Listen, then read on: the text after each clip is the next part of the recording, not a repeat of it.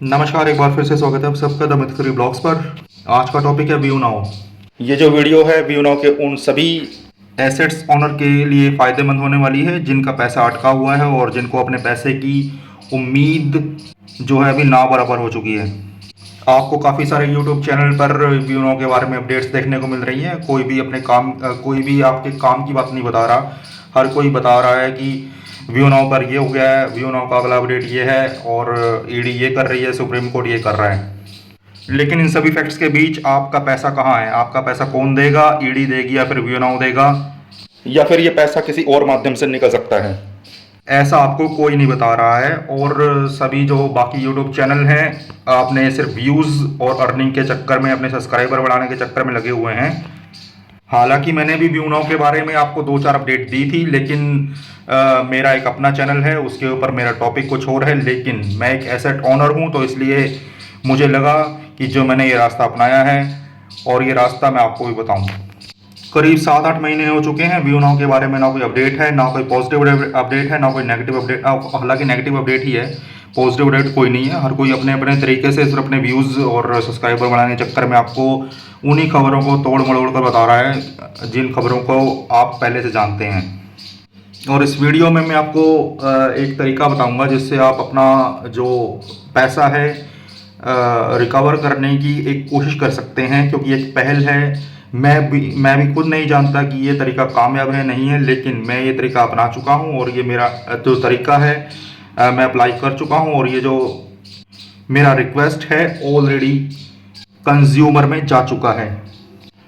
घबराए मत, मैं आपको यहाँ पर कंज्यूमर कोड ना जाने की नहीं बोल रहा हूँ। मैं सिर्फ आपको इतना बताना चाहता हूँ कि व्यू नाउ में अगर आप एसेट ओनर हैं और आपका एक भी पैसा या फिर थोड़ा बहुत पैसा अब तक वापस आया और उसको आपने रिकवर करना है तो क्या तरीका है। तो इसका सबसे पहला तरीका है और जो सबसे आसान तरीका यही है कि 1915 पर कॉल कीजिए। ये कंज्यूमर हेल्पलाइन नंबर है। 1915 के ऊपर कॉल करने के बाद अपना जो कॉल है, आपका जो कॉल है कंज्यूमर हेल्पलाइन पर ट्रांसफ़र हो जाएगा। एजेंट से बात कीजिए, एजेंट को पूरी डिटेल बताएं कि इस कंपनी के ऊपर रेड पड़ चुकी है और हमारा जो पैसा है रिकवर नहीं हुआ है।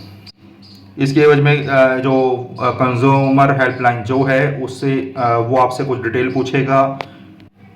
तो ये सब डिटेल आपके पास अगर कंपनी के व्यू नाउ कंपनी के कुछ डॉक्यूमेंट्स हैं तो उन डॉक्यूमेंट को इस नंबर पर कॉल करने से पहले रेडी रखिएगा।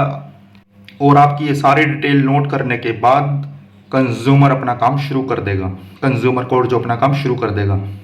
अब आप में से कुछ बुद्धिजीवी ये कहेंगे कि ये जो केस है व्यू नाउ और ईडी के मध्य अटका हुआ है, इसका कोई फैसला नहीं आया है। लेकिन मैं सिर्फ आपको यहाँ पर ये बताना चाहता हूँ कि अगर आपको अपना पैसा निकलवाना है तो ये छोटा सा स्टेप लेना ही होगा। कहीं ना कहीं से आपको शुरुआत करनी पड़ेगी, क्योंकि हर कोई जो यूट्यूबर है अपने अपने तरीके से इकोनॉमिक विंग में जाने को बोल रहा है, कोई कोर्ट केस करने को बोल रहा है, कोई अपने वकील से जाकर मिलने को बात कर रहा है। लेकिन इन सभी चीज़ों से रास्ता नहीं निकलने वाला है। आपको कहीं ना कहीं सबसे पहले एक फर्स्ट रिपोर्ट देनी होगी कहीं ना कहीं पोर्टल के ऊपर, और जिसका सरल माध्यम है कंज्यूमर हेल्पलाइन नंबर 1915।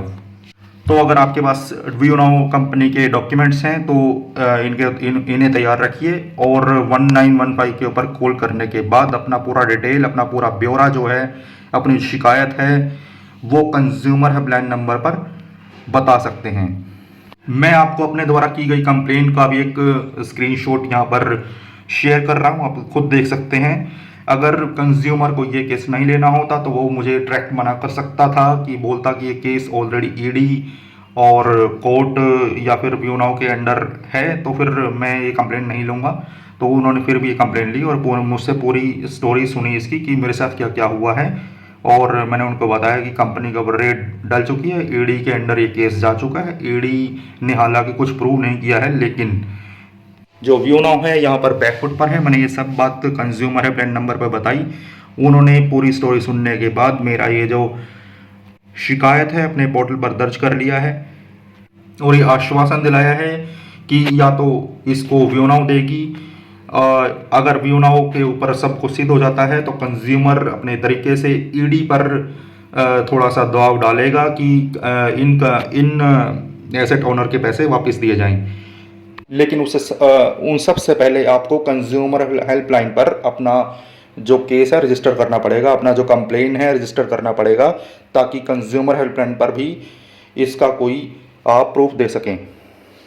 क्योंकि अगर वीओनाव के संबंधित अगर कोई केस का फैसला निकलता भी है तो ही या तो ईडी या फिर वीओनाव इस पैसे को अपने जो एसेट पार्टनर हैं उनको वापस देगी, जिनका जो केस है, जिनका जो कंप्लेन है कंज्यूमर हेल्पलाइन पर रजिस्टर्ड है। तो देखिए, आपको कहीं ना कहीं तो ये प्रूफ देना पड़ेगा कि आप एक एसेट ओनर है और आपने ये पार्टिकल खरीदे थे। तो कंज्यूमर हेल्पलाइन से बढ़िया जो तरीका है मुझे समझ नहीं आया, तो मैंने ये तरीका अपनाया। मुझे नहीं पता कि ये तरीका आगे काम करेगा नहीं करेगा, लेकिन जहाँ तक मेरी कंज्यूमर हेल्पलाइन से बात हुई है तो उन्होंने मुझे समझाया है कि अगर ये केस वीओनाव जीतती है तो वीओनाव से हम आपके पैसे दिलवाएंगे। अगर ईडी अपने जो तथ्य हैं वो वीओनाव पर साबित करती है तो फिर ईडी इस पैसे को देगी और कंज्यूमर हेल्पलाइन ही ईडी से पैसे निकलवाने में आपकी मदद करेगा। 1915 के ऊपर कंप्लेन करने के बाद आपको डॉकेट नंबर, आपका जो कंप्लेन नंबर है आपके उस नंबर पर आ जाएगा जिस नंबर से आपने 1915 पर कंज्यूमर हेल्पलाइन पर फ़ोन किया है, और उसमें लिंक के थ्रू आप अपने कंप्लेन का स्टेटस चेक कर सकते हैं। वहाँ पर आपको लिंक के ऊपर क्लिक करके अपने जो डॉक्यूमेंट हैं जो वीओनाव से संबंधित हैं, जो सारे डॉक्यूमेंट हैं आपको वहाँ पर स्कैन करके अपलोड करने पड़ेंगे, ताकि कंज्यूमर जो हेल्पलाइन है उसको आपके केस को आगे फॉरवर्ड करने में आसानी हो सके। क्योंकि पहला जो स्टेज है कंज्यूमर हेल्पलाइन ही आपके डॉक्यूमेंट्स को वेरीफाई करेगा कि आपके डॉक्यूमेंट सही भी हैं या नहीं हैं। और ये जो तरीका है सिर्फ उन्हीं लोगों के लिए मैं बता रहा हूँ जो इस तरीके से सहमत हैं और कहीं ना कहीं उन्हें विश्वास है कि आपको इन तरीकों को अपनाकर आपके पैसे कहीं ना कहीं रिफंड होने की या वापस मिलने की कोई उम्मीद हो।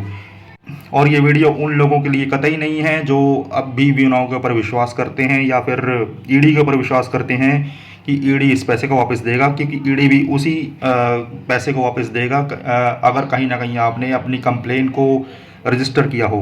और कंज्यूमर हेल्पलाइन से बढ़िया तरीका बिल्कुल नहीं है। अगर ईडी भी आपके पैसे को वापस करेगी तो कहीं ना कहीं किसी सरकारी तंत्र से ईडी के ऊपर भी दबाव आएगा कि इस कंज्यूमर के पैसे वापस दिए जाएं, क्योंकि इस बंदे ने अपनी जो कंप्लेन है कंज्यूमर हेल्पलाइन पर पहले रजिस्टर की हुई है डॉक्यूमेंट्स के साथ।